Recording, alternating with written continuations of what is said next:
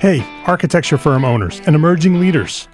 Get ready for unparalleled insight into the development of a world-class architecture firm and a worldwide organization driving the digital transformation of the design and construction industry. With Build Smart, the podcast that's changing how our profession operates. We share the incredible stories behind innovation in the building industry with my friend and co-host, Patrick McLeamy, FAIA, former CEO of the international architecture firm, HOK. You know, Yamasaki's office or firm lasted during his lifetime.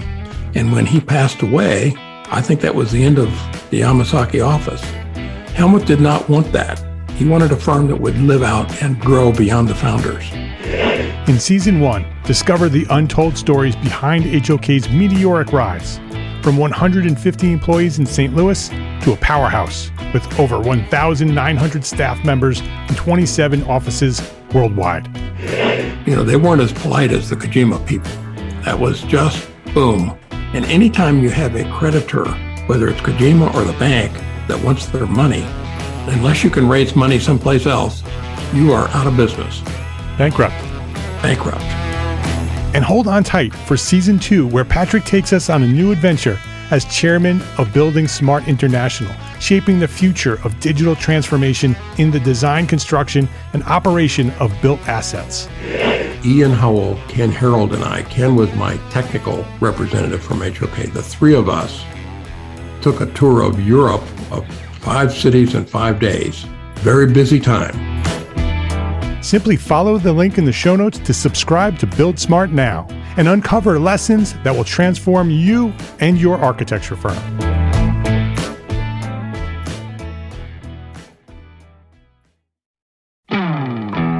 Hey, architecture firm owners and emerging leaders.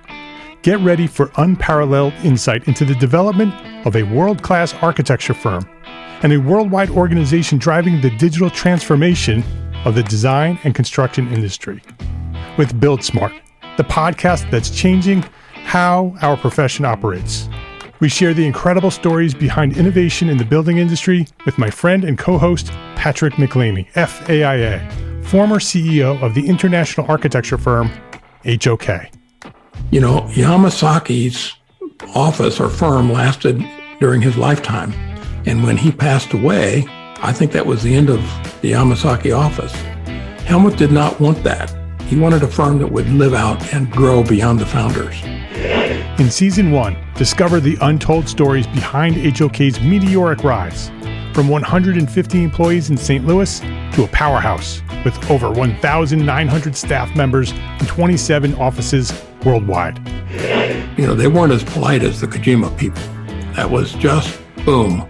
And anytime you have a creditor, whether it's Kojima or the bank, that wants their money, unless you can raise money someplace else, you are out of business.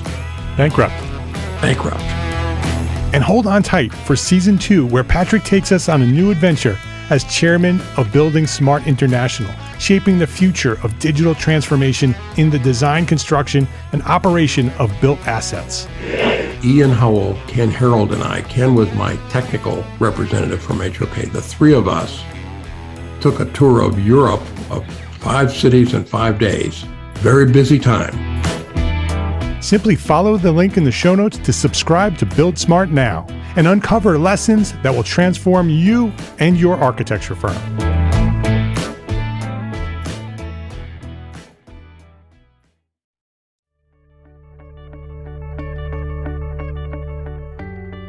Welcome back to another episode of the Entrepreneur Architect Podcast. I am your host, Mark R. LePage, and this is episode 7.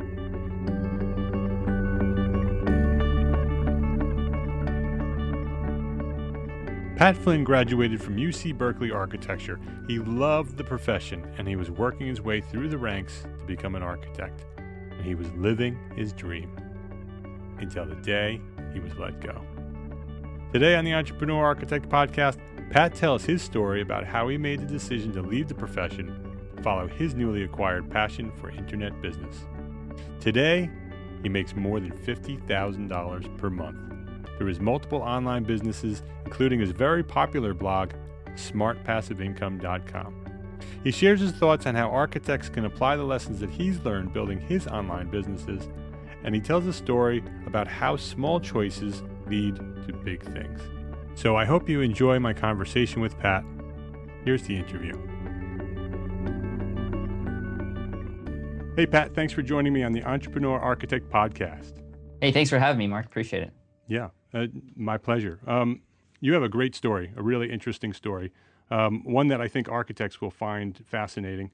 Not too long ago, you were in a very similar position to some of the listeners of this podcast as architects, someone who's kind of had a dream as a younger person and worked your way up through the ranks. And so I'd like you to kind of tell that story, but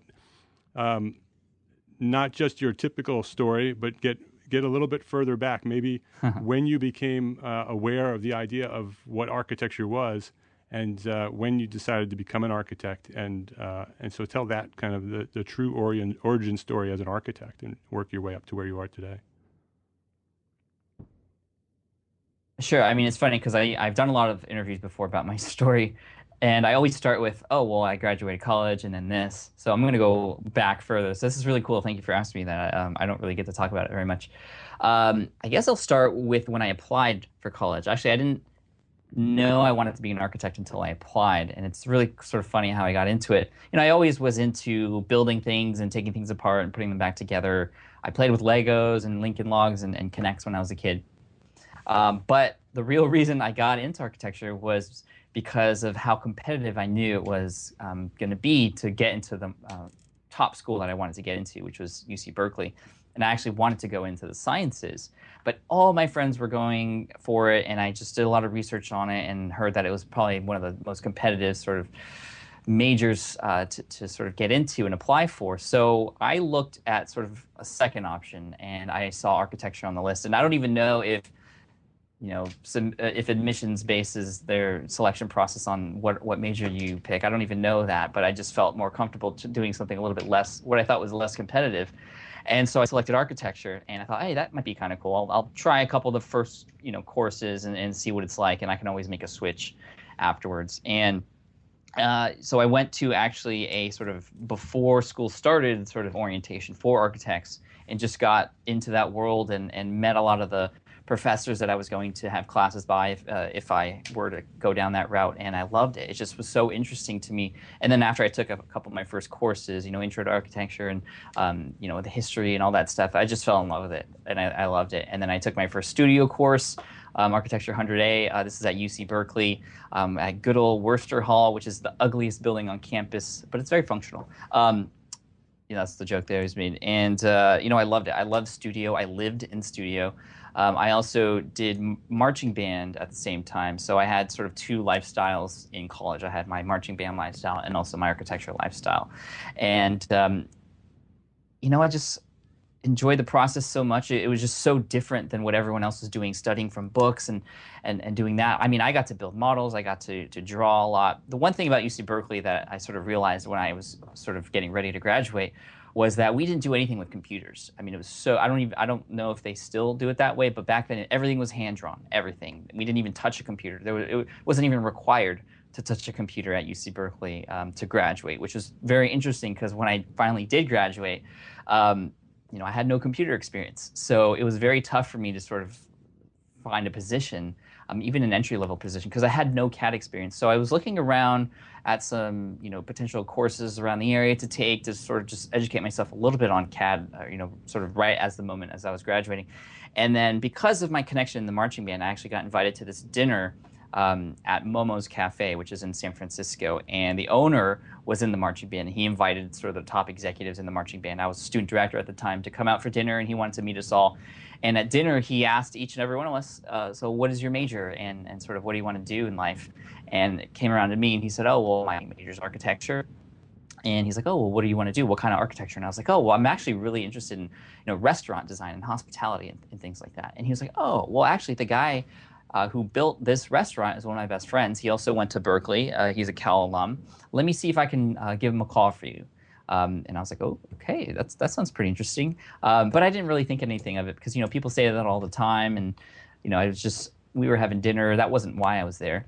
But the next day, I got a call from the principal at this firm in Alameda, which is just over the water, and I got my first position. And I thought it was just really interesting that even though I didn't even have real CAD experience, that through a connection I had, I was able to land the job. And so that just really taught me from the beginning how important building relationships are and making these connections with people who you might not even want or think about considering having a relationship with. So that's what taught me that. And then it was very difficult at first because I didn't have that CAD experience. So I would stay in work, at work, sort of just learning from people, watching over the shoulder of people, just trying to learn as much as I could. I would stay after work. I would go home and do AutoCAD on my computer, which is like kind of insane, I know, but I just wanted to learn really fast. And I picked it up relatively quickly, but a lot of the people at the firm saw that I had sort of these skills in Photoshop. So I was actually put not in the design team, but I was on a project, but I was sort of in charge of being the liaison between the design team and sort of the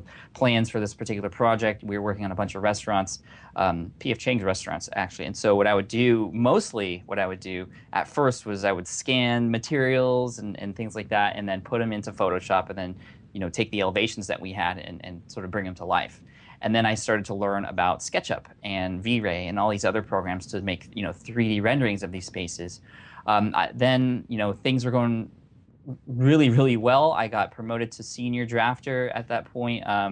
Once my skills started to develop, then I started taking all these. I wanted to be an architect, so I wanted to get my license. However, I also knew that in order to climb the rankings in the corporate world and to impress my bosses, I needed to sort of do something different than what other people were doing. So I looked at something else called the LEED exam, which a lot of you probably know, and that was a real struggle for me. I hadn't studied really hard for a couple of years at that point, and to get back into study mode, it was just not working for me at all. Like I remember taking a practice test for the LEED exam and getting like a 25% on it, and I was like a 4.22 student, and to get 20, like it was very depressing to me to get that's such a low score. So I tried to discover ways to really understand this information. I mean, there's just so much there.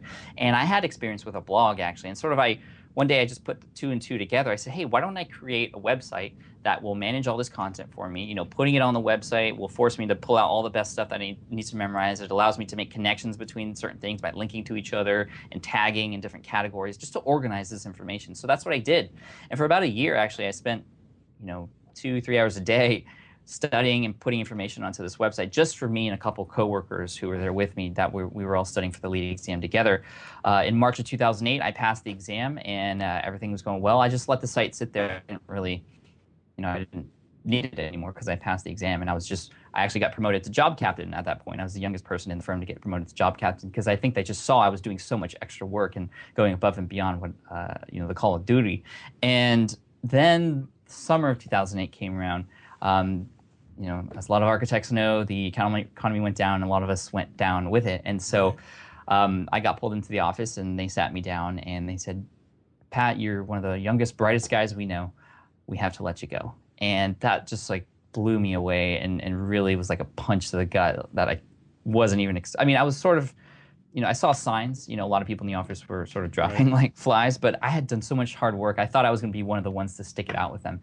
And when they told me I was one of the youngest, brightest guys, I thought they were like just being like going to tell me like, okay, well, we'll get through it. We might have to do a pay cut, or we might have to, lower your hours, but they just cut me off. And that was definitely a life-changing moment for me. I mean, I had done everything right up to that point, I thought, and I still got let go. And after sort of the initial depression, and I had just asked my girlfriend to marry me, and she said yes. We were trying to figure things out. I actually moved back home with my parents in San Diego, and I commuted from San Diego to Irvine, which is almost 100 miles away, every day. Because when I got let go, I was still in charge of a few projects, so I had a buffer time of maybe 2 or 3 months just to complete those. So I actually had like an end date. And going to work each day, which is so tough because I knew that it wasn't going to be there much longer. I would actually go on the train and watch all these people come in the train and just be jealous of them because I was like, oh, you guys are so lucky you have a job. Like this isn't going to be like this for me forever. And then something cool happened after I almost overslept one of my stops on the train and decided to switch from listening to music to podcasts. I discovered a podcast called Internet Business Mastery, which is still around today. And at the time, it was the top business podcast. And I just started listening to it and getting really motivated about what some people were doing out there to sort of make a life for themselves and earn an income. And there was one particular show from a guy named Cornelius Fitchner who runs a business about the project management exam. He makes a living, 6 figures actually, by teaching people how to pass a project management exam. And that's when a light bulb went off for me. Because I had this lead site that I created. I didn't do anything with it, but I had that resource, and I thought maybe I could do sort of what Cornelius did. And interestingly enough, I started to get really motivated about online business and started reading all about it and researching it. And the first thing I learned was, well, if you have a website, you need traffic to come to it. And the first thing I did was I put an analytical tool on the site to get ready for the traffic that I was going to hopefully get. I didn't know how I was going to get it. The next day, I think it was 4,000 or 5,000 people registered as a visitor on that site. People from around the world in one day. Yeah. It was ridiculous. Like, it scared me at first. I thought maybe all those visits were from me. I don't know. I just was like, and then they were from 31 different countries around the world, and it just blew my mind. And then I opened up the comments, and people started asking questions that I actually knew some of the answers to. And I didn't know all the answers. I still had to help people by looking stuff up. But then I sort of just quickly evolved into this expert in this industry, helping people pass a lead exam. And I didn't consider myself an expert, but I learned over time that I was the expert to them in their eyes because I knew a little bit more than they did. And I had that experience that I could share. And so I got really involved with trying to help these people pass this exam. And it worked out because I actually connected with a bunch of people who had internet businesses already, and they sort of guided me along the way, and they shared that I should publish an ebook, a study guide for the people who were coming, just to make it even easier for them to pass the exam. And I did that. I launched that book in October of 2008, which was right at the time my layoff was actually officially going to happen.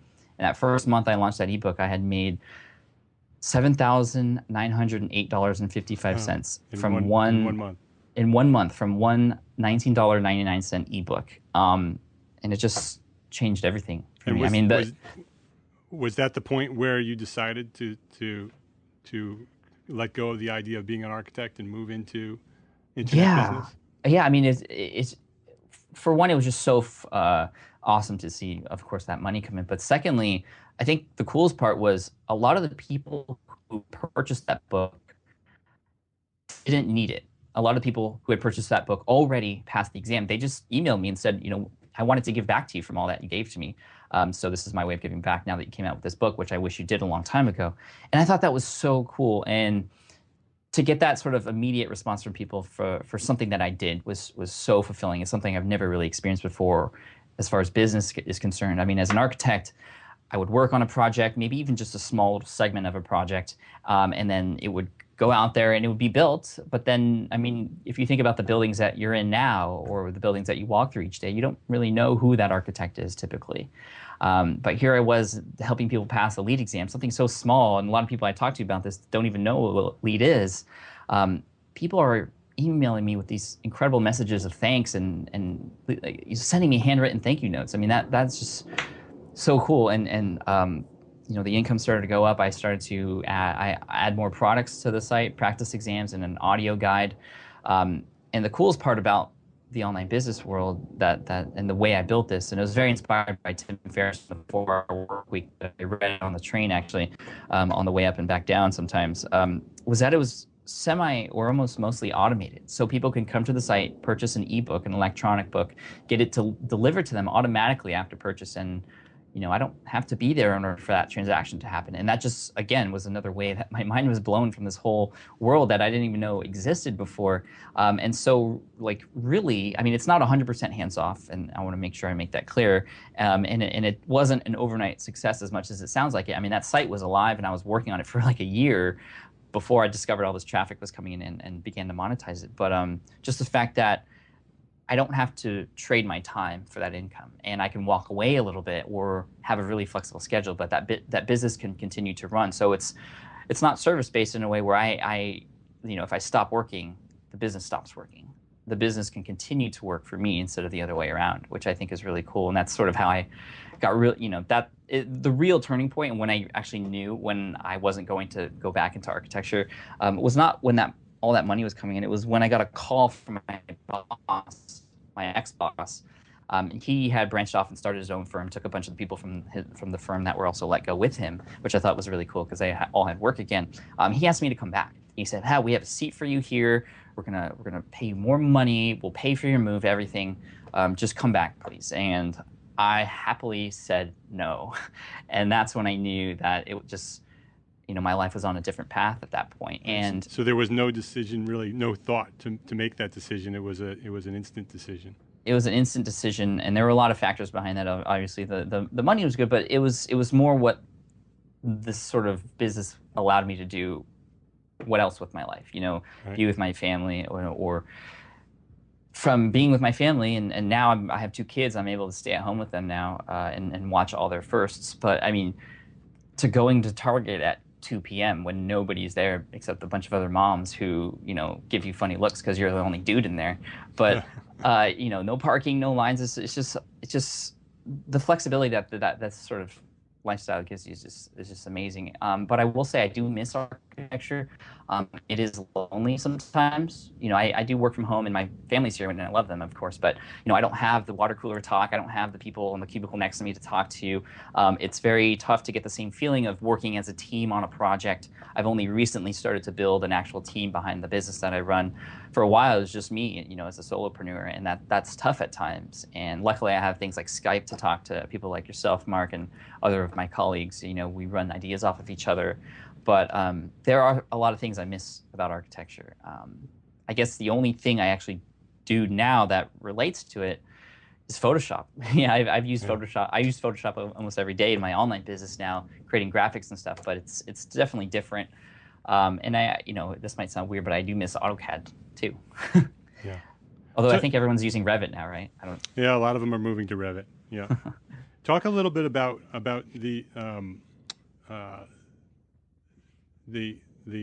your business today.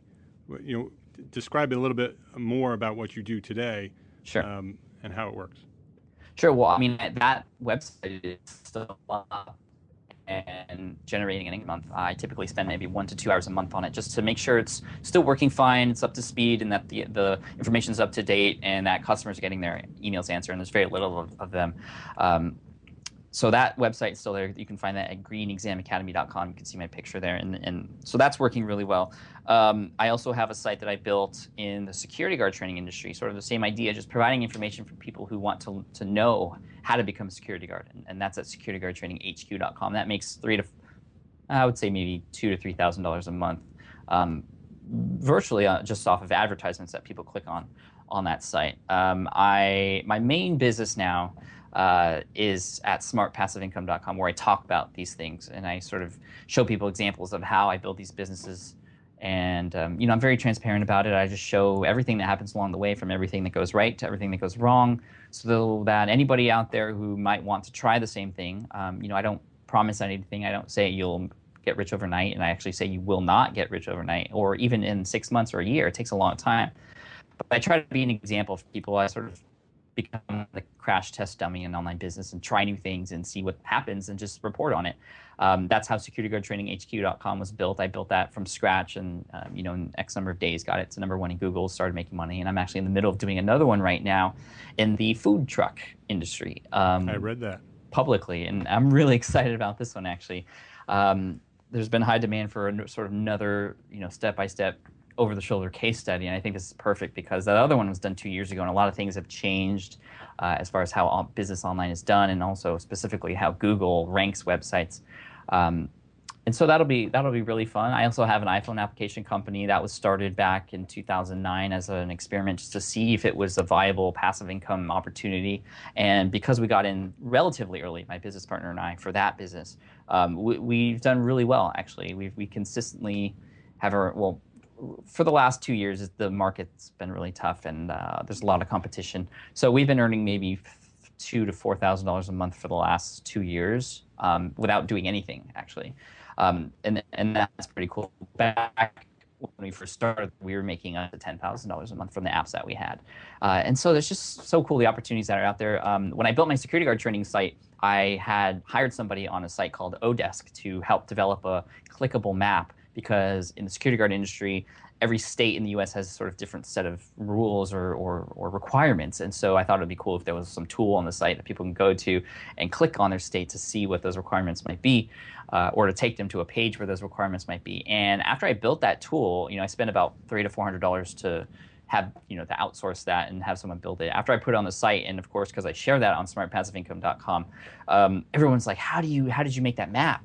And I would originally give people the contact I had for the developer to create their own map in their own industry. But then I figured, hey, why don't I just create a tool that can help people do this, where they can just enter the URLs and click a button, and then boom, code comes out that they can put on their site to sort of create the same exact map that I had with their material or their links. And so I built that. You can find that at createaclickablemap.com.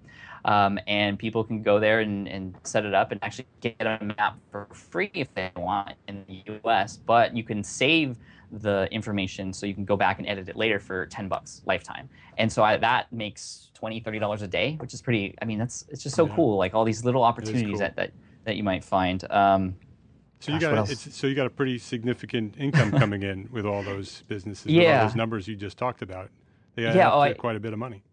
They do. I'm currently generating between $40,000 and $60,000 a month from all of them combined. A little more than you would have as an architect. A little bit more. But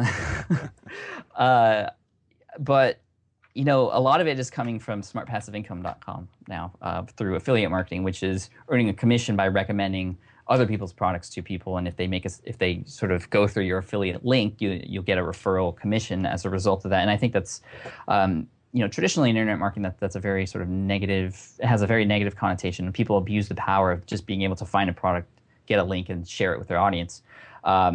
That's why it has that negative connotation. I've sort of really taken that and spun it on its head and said, you know what, I'm only going to recommend products that people will find useful, ones that I've used myself, and I can show people exactly how to use them, which a lot of people weren't doing when sort of recommending products. And so that's what's been the primary income generator, recommending things like domain and hosting or tools to conduct keyword research from services like the one I mentioned on Odesk. Like I get a small referral fee when I refer people through my link to that service. So it's all stuff that's helpful. It's just, I give people the opportunity to go through my links, and then that pays me back in return at no extra cost to those people. So, I feel like the more I can give away, just like this niche site dual stuff that I'm doing right now, the more I get back in return, because people want to reciprocate when they get all that information for free.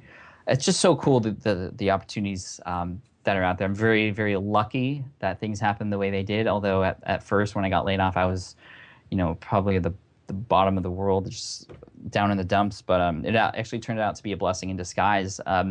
It really just opened up my eyes to other opportunities that were available. And, I don't think, and I never recommend people to just straight up quit. But I feel like I recommend people to open their eyes a little bit to other opportunities that might be out there. And it could be opportunities, within the business that you're in already, or the job that you're working at. You never know. I know a guy named Ramit Sethi. He has a website, great website, and a book called IWillTeachYouToBeRich.com. Despite how crazy that URL sounds, he's actually got some good information about, starting side businesses, but also sort of the business that you're in, or the job that you're working at, to how to get a raise and things like that. And that little bit of income extra that comes in can make a big difference. And if you can just find opportunities within the job that you have to take things to the next level, that those sorts of opportunities will come your way. So I don't know, I'm just really fortunate, and I'm always wanting to give back. Oh, audio's out. And we're back. Okay. Sorry about that. No problem. I got too excited. That's because you're on the Entrepreneur Architect podcast. Yeah, it happens all the time. Don't worry. I'm just happy to share my story. Yeah, one of the reasons I had you on is, not only because of your background in architecture and kind of taking it in a completely different direction, but your story is probably very inspirational to not only people who want to get into internet business, but to architects who are sort of in that same position. I want to kind of get into a little bit about, that moment where you decided that you were going to go from architecture and leave it to become, internet business guru. Sure. You also have a new book out. You didn't mention your new book. You have a book called Let Go, and which I read and is a great book. I highly recommend it to everybody. Thank you, Mark. But what I love about it are the videos that are in it, and talk a little bit about how the snippet works and why the Kindle book is different than a typical book. Yeah, well, you mentioned the Snippet app, which is a brand new platform for iOS, for iPhone and iPad that sort of changes the reading experience a little bit. It sort of takes it to the next level. It becomes multimedia. And I had the opportunity to be one of the first authors on this platform, connecting with the sort of people behind that startup. And so I took that opportunity and I wrote my story there. And I had the story in the back of my head for a really long time. And, I've told the story before, but never was I able to have the opportunity to share it like I would on this particular platform, with not just text, but with video, with audio, with images. And also what's cool about this particular application is it incorporates social media like right into the book too. So in some of the chapters, you can see a hashtag conversation around the topics that we're talking about, and other people who are reading the book as well. And you're able to interact with them through the book, which is really cool. And yeah, the videos were so cool to create. There were some interviews with people who had a major influence on the decision to go down this path. My wife, of course, is in there. And then also an interview with my dad, who originally told me I should go back to school to get my graduate degree in architecture. Your interview with your dad was the reason I emailed you to ask you to be on the podcast, because I think sometimes oh, really?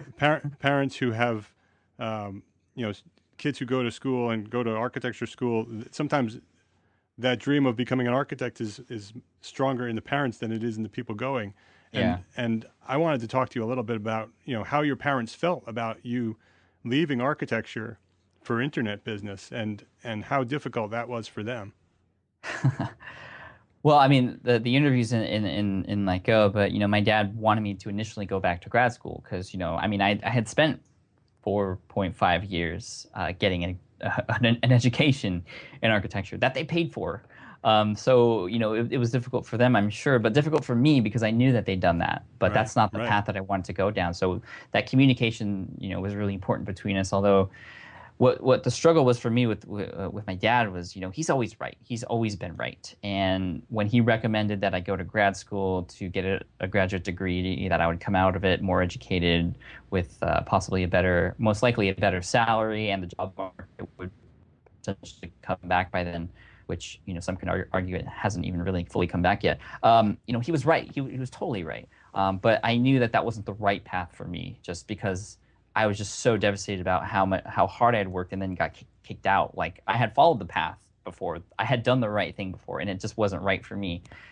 To go back and do the right thing again wasn't right for me, I knew. So that, and luckily my dad, he says what's on his mind, but he also is very supportive of the decisions I make. And the really nice thing that I don't think was really talked about in the interview was, he always said that, no matter what path I go down, that, they would always be there to support me, whether it's just through moral support or actually like a house to live in. And I was living at the house at the time when I was transitioning.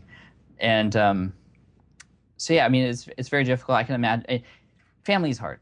And, one of the struggles I know for people starting an online business, just because I talk to people so much about this, is the external factors like friends and family who may not believe in you or may try to defend themselves and what they're doing by putting you down. That's tough. That is really tough. And that is what sadly stops a lot of people from A, doing what they want, but also B, allowing them to help other people who might benefit from what they have to offer. Like, we don't even know who might have to benefit from what those of you watching or listening to this have to offer. Excuse me. So there's that. And my advice, it's actually a good analogy is the bucket of crabs. Now, if you take a bucket of crabs and you put it somewhere, no crabs will ever come out, because once one tries to climb up and over the edge, the other ones will grab on and pull them back down. So we live in a world of a bucket of crabs. And the best thing that I could do is, if they're friends and they're really just pulling, if it's friends and you're struggling with them because they keep putting you down, I mean, maybe they shouldn't be your friend. If they're your true friend, they would support you no matter what, I would think. But if it's family, of course, you can't just leave your family. If you're in that situation, it's best just to avoid talking about those things that are just going to get both of you fired up. I mean, just avoid it or ignore it. And then beyond that, and probably the best thing that's helped me, and this is for anybody in any industry doing anything, even if it's not online business or online business, internet marketing related, is just to find people who have the same mindset as you and just hook up with them and talk to them and sort of mastermind together. That's what it's called, at least in my industry, is forming a mastermind group of people with like-minded goals, like-minded values, that you could just throw ideas off of each other and help each other out and be there as a resource and as a shoulder to lean on and as it's just motivation and someone that holds you accountable. I'm actually in 3 different mastermind groups, each of them with 4 or 5 people. We meet each week, and what we do is, how this is formatted is, in the beginning, in the first 10 minutes, we each talk about something awesome that happened the past week, and it just gets us all fired up, and also makes us during the week want to do something to be able to bring to that conversation. But then secondly, and probably the most important part, is what's called the hot seat. So one person every week is in the hot seat, and that person will ask the rest of the group for advice on something, or talk about something that they're working on and see if there's an opinion about that, or just getting help from everybody else. And everyone contributes, and it's awesome. It's just so synergistic. And then at the end, we talk about the goals that we want to accomplish by next week, and that just keeps happening every single week. And I don't want to let those people down, and I know they don't want to let me down either. So we all just lift each other up, and I think there's nothing better than having people like that in your life. And if they're not in your immediate network or of friends or in your family, then you have to go out there and find them and put yourself in places where people like that exist, and just connect with them. Even and all the mastermind groups I'm in are virtual. They're not, I don't meet with them in person, just because we're all from different parts of the world. Yeah. So I mean, that's probably the best advice I could give to anyone who wants to just have some help or make progress. If you did continue on to become an architect, so say you got to that point and you followed your dad's advice, and you went back to grad school and you ended up becoming an architect, but you still had all the knowledge that you have today, running your internet businesses. So you've gained all that knowledge, but that's interesting, actually. What would you say, how would you apply that to the business of architecture now? Because a lot of people, pretty much everybody who's listening to this podcast are architects. And what I'd like to do is try to take what you know and apply it to the business of architecture. How would you have done that if you had done that? All right, this is interesting. Okay, so I go to grad school. Yep. Maybe go back to the marching band. I don't know. And then graduate and get a graduate degree. And then what I would want to do is probably just start my own firm, from there, right on out. And immediately find something that differentiates myself from everybody else. Something, what I like to call, or I didn't create this term, but it's the unfair advantage. What would be my unfair advantage that clients can only get from me? What is that? And I would just tap the heck out of it, meaning just milk it. That is me. That is my brand. That is what people go to me for, and that's what people will talk about with other people. That's how things spread virally. I mean, for me, in my online business, it was, I saw what was out there already. So I did the research. I looked at everybody, I'm talking about Smart Passive Income specifically, and I definitely wasn't the first person to create a website about online business and entrepreneurship. I was probably the millionth or the 100 millionth, but I looked for holes, and I found what most people were doing, and I said, hey, this is what everyone's doing. I'm going to do the exact opposite.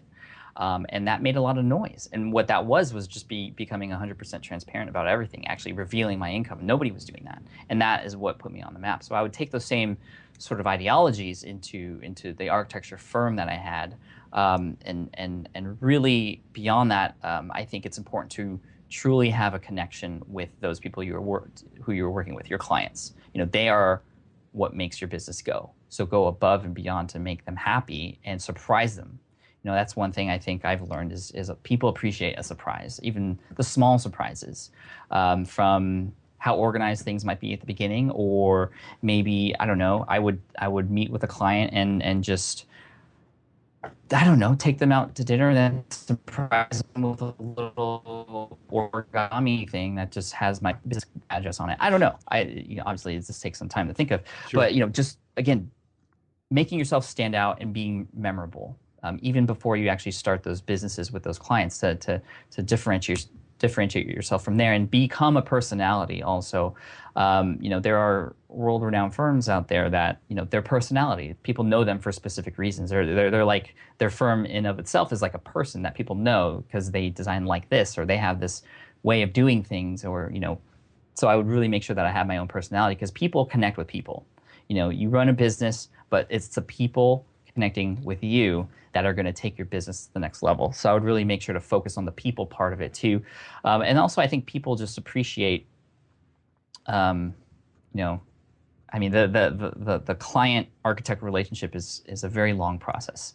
And, a lot of times I know from my previous experience, there would be moments where I wouldn't even, or the project managers wouldn't even really connect with those people who really mattered in their clientele, because we work with a lot of developers and things like that. So there's a lot of people involved, but really just checking in with people every once in a while and showing them that you care. I think that goes a really long way, and that's not very hard to do.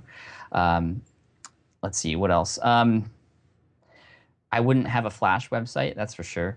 Gosh, there's just so many. Let's see. I have to like imagine myself doing this with my team. I'd hire people more so just based on the personalities than their actual skills. I think that is very important, to have that really close-knit team in order to get things done, and to really respect them for who they are, and also have them contribute too. One of the things that bothered me when I started was I didn't really feel like I had a say in anything. My job was just to put drawings on AutoCAD, and that's it. And I could have enjoyed that, and I did at first just because I was learning. But when you think about Zappos.com and Tony Hsieh and the sort of environment that he's created there, people love to answer customer service questions. That's what they are about, above and beyond customer service. That's the sort of environment or the character that they've created, and people love it. And they're proud of that, and I think it's because they know they're making an impact. And so, even just things like, making sure your team feels appreciated for the work they do, or when they do something right, to really make sure that they know they did it right, and to reward them for it in any small or big way that you'd like. And also when they do things wrong, not to just, I know it's stressful sometimes, but to say that, failure is part of the process, as long as you learn from your mistakes and move forward and apply what you learn the next time around. I think that's really important. So, there's all part. Is there any specific part of the architecture business that you'd like me to explore? We could talk about, the website. I think that one thing I get very often, I'm a blogger and I do a lot of social media, and I see the return that I get from it, mostly in relationship building. Right, exactly. But talk about blogging and social media a little bit, because certainly that has helped you get to where you are today through blogging. I think a lot of architects think that they might want to do it, but they kind of have some fear, and they're not sure how to get started. And talk a little bit about how and why they should get started in blogging and be more active in social media, and what are the benefits from that. Sure. Well, blogging and social media sort of work hand in hand with each other, and the purpose of a blog is to share information or present information to people who are in your target audience, so your clients or people who could potentially become clients, and giving them the answers that they need, not what you think they would want to read, but just giving them the answers that they need. There's a really cool blog to follow called The Sales Lion by Marcus Sheridan. And he talks a lot about his pool business. He had a pool business, and he sort of revolutionized how the pool industry was as far as online and blogging. So he took people's questions and just answered them. questions that typically other not architects but other pullers would avoid or wait until that client sort of met with them to reveal things like the price, and so that helped people find him because they were searching for that information in Google, and he was the only one that was presenting or posting information about that. And so just giving your clients the answer they need, taking what you know from the previous relationships that you had and the clientele that you've had, and trying to figure out what the most common questions were, and putting that information on your blog. That helps in a number of ways. One, it helps you to be found. Two, it helps people who come to you with those questions again. You can just give them that link instead of going over the whole spiel again. And secondly, if it's really good and it's something sort of newsworthy or new, perhaps that is something that is shareable, and that's where sort of social media comes into play. Social media is a great way. It's great for a number of things. One is to help spread awareness of your content and what you're doing between networks and people who are following other people and things like that. So there's sort of viral quality. But I think what's really cool is the ability to just connect with people on a one-on-one basis in a really easy way that can take that relationship to the next level. And so I use social media a lot to just have quick conversations with people who are in my target audience, to show them A, that I'm a real person, B, that I'm hopefully somebody friendly that they can connect with, and also C, that I'm somebody trustworthy. And people will remember you if you have conversations with them, especially again if you surprise them. A lot of companies use social media sort of as a strategy to connect with people individually, but also to just really impress them. I know, gosh, there's a number of different examples where I've tweeted about something about a company, and I'd say, oh, I had a terrible experience at Chick-fil-A or something. They forgot my chicken nuggets or whatever. And then they would tweet me back and say, oh, well, we're so sorry about that. Here, go give us a call or call a manager, and they'll hook you up with a free something. That goes a long way, and that's a great way that they sort of rebounded from that initial mistake. So it's just a great way to, again, put yourself in front of your audience and actually engage with them. I think that's even quicker and easier and sometimes more appreciated than the phone nowadays. People aren't always able to pick up the phone, or they're on their phones for different reasons than actually talking on the phone. So tapping into them where they're at, which is on social media, and actually developing a relationship with them there is definitely a smart thing to do. That'll help you stand out from everybody else that's out there. And then if we were talking about earlier, just checking in every once in a while. I mean, how awesome would it be to be working with an architect and getting a tweet every once in a while just saying like, hey, we did some awesome developments on your project today. I can't wait for you to see it. That would make me so excited. That would be very helpful. Yeah. Those are great ideas. I think that's would be very helpful to a lot of people listening. Cool. Yeah, everybody's on social media, so you should be too. But not for selling purposes, but for... I think architects are traditionally slow to adopt technology, and I think they're slowly coming around and understanding the importance of it. I even with websites, they were slow to build websites, and now I think they're slow to get on the bandwagon with social media. But I think they'll get there. I think it's an important piece of the puzzle. So I appreciate you being with us today. Yeah. Yeah, I could talk a whole hour about architecture websites. Maybe we could do that another day. Yeah, I'd love to have you come back and talk websites. That would be great. So thanks for being here today. I appreciate your time. Thanks for having me. And, this was such a pleasure talking about my history like I have never talked about it in a while. So yeah, good. Is there any place specific that you'd like people to go visit to contact you and say thanks? Yeah, if you go to patflynn.me, that'd probably be the best for your audience. You can see some of the things I have going on there. I have a podcast as well, just past 4 million downloads. Some episodes may or may not be useful to you as an architect, but it's there. You can get my book Let Go there as well, and there's a contact form if you want to come and say hi. Yeah, and I highly recommend the podcast to every architect. I'd listen to them from the first one on to the last one, because you may not want to get into the internet business, but every podcast has some actionable advice, some inspiration. I highly recommend. And this podcast, the Entrepreneur Architect podcast, was brought to fruition by watching some of Pat Flynn's videos on YouTube of how to put together a podcast. So I thank you for that, and I recommend other people, anybody who wants to put a podcast together, go do that and watch those videos. Those are really helpful. Awesome. Thank you, Mark. I really appreciate that. You're welcome. So thanks for being with us today. Appreciate your time. Thank you. All right. Have a great day. You too.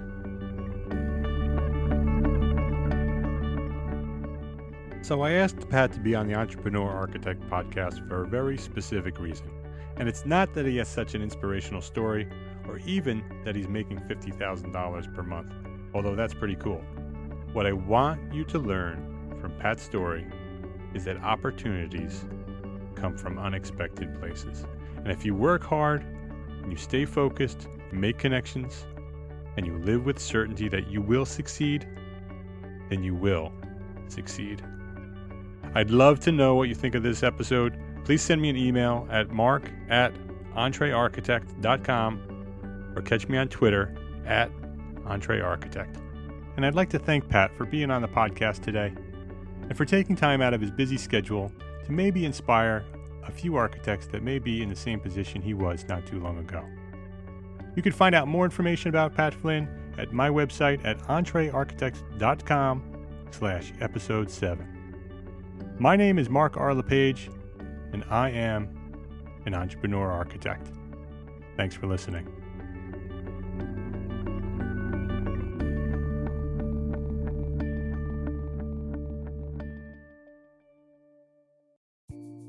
Imagine earning continuing education credits while doing exactly what you're doing right now. Well, you can. Gable Media has revolutionized the way you earn your continuing education credits with a groundbreaking approach. Forget running around town and scouring the internet for credit-worthy courses. Fulfill your CE requirements effortlessly by listening to engaging podcasts just like the one you're listening to now. Our podcasts are designed to educate, entertain, and inspire, all in a user-friendly environment. But wait, there's more. Architects, Gable Media is also approved as an AIA continuing education services provider. Upon completion, we handle everything, from reporting your hours directly to the AIA to storing your certificates in your personal Gable Media profile for your self-reporting needs. So follow the link in the show notes and start earning your credits in the most innovative and entertaining way possible with Gable Media. Attention architects and creative minds, get ready to supercharge your brand with Build Your Brand, the podcast that's unlocking the secrets of branding success for creatives. Hey there, it's Mark R. LePage, founder of Entre Architect, and I'm inviting you to join my friend, architect marketing expert Jeff Eccles at Build Your Brand podcast, where he explores the captivating stories of the world's top brands and transforms their lessons into powerful moves for small firm architects and creatives like you. In Season 1, Jeff shares the thrilling tale of Southwest Airlines, where he dissects their journey to the summit and distills it into strategies tailor-made for you. It's important to keep in mind that companies like Southwest compete in the real world, just like you, and face real-world challenges, just like you. You might be surprised at how similar those challenges are to the struggles that you grapple with on a day-to-day basis. Don't miss out on your blueprint for success. Subscribe, tune in, and let's build your brand together. You may have noticed that the very best brands in the world are also known for having somewhat unique corporate cultures. That's often the glue that holds everything together when they encounter those rough spots. We don't do it because it inconveniences the passengers to whom we are primarily dedicated, the short haul, frequent flyer. Follow the link in the show notes to subscribe to Build Your Brand today. Remember, no matter the size, the journey's the same. Your brand's journey to the top starts here.